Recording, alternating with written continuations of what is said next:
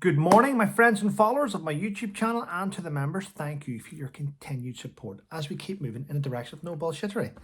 But that hasn't happened this morning, has it? Now, the thumbnail is self-explanatory as far as I'm concerned.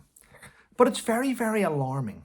It's very, very alarming for creators like me when we put out a topic. It's very alarming how it's received. Now, I make no bones about this. I personally, started off thinking Donald Trump was unhinged. I did. I changed my tune and I thought, you know what, he has some great ideas. He has some great ideas.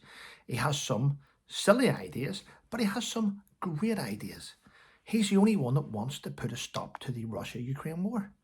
He's the only one that's trying to put a stop to Hamas and Israel. So he's come up with great ideas, and for that, I think it's wonderful. I think it's wonderful. But there's no question that he's made it quite clear that he would like Greenland to become an American territory.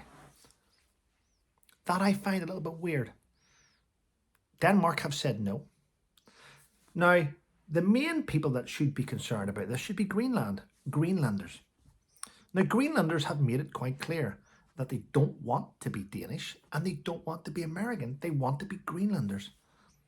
But the president has got other ideas. Now, I speak out and I chat and I give you my opinion. My opinion's based on knowledge and experience. I'm not always right. I'm not an expert in everything. But I'm also not retarded. I can see what's happening. Greenlanders won't left alone. Now, I could go out there and I could support 10 things that President Trump wants to do. And that's wonderful. It's met with applause. A few stragglers don't like it, and they don't like it, anti-Trumpers. But the minute that you say, and I say, I don't like this, it's unhinged, don't like what he's doing, this is the problem you have with the president. You then get the Trump supporters, which I was one of, but I'm going to be honest with you, I'm turning away from it. I'm turning away from supporting him based on your reaction, because when you attack somebody non-stop for saying I don't agree with something, that makes me take a step back and go, oh, wow. Rather than say, well, Trevor, you've supported Donald Trump for several years, and this is one thing you don't like. Well, you've got a point. Rather than sort of meet that with that type of reaction, an adult's response, it's like, you anti-Trumper, you're blind, you're daft, you don't know what you're talking about, you're uneducated. And the shit that comes with just saying you don't agree with something makes most of the world not like Donald Trump. So it's a bit like Harry and Meghan, a little bit delusional couple, but it's the supporters, the cult, which drives it. So I'm starting to take a step back and look at this from a different perspective now. And that is from the perspective of, wow, I'm not a sheep. I won't be followed. I won't take a knee to this shit. I like a lot of things that he's doing. I just don't like this.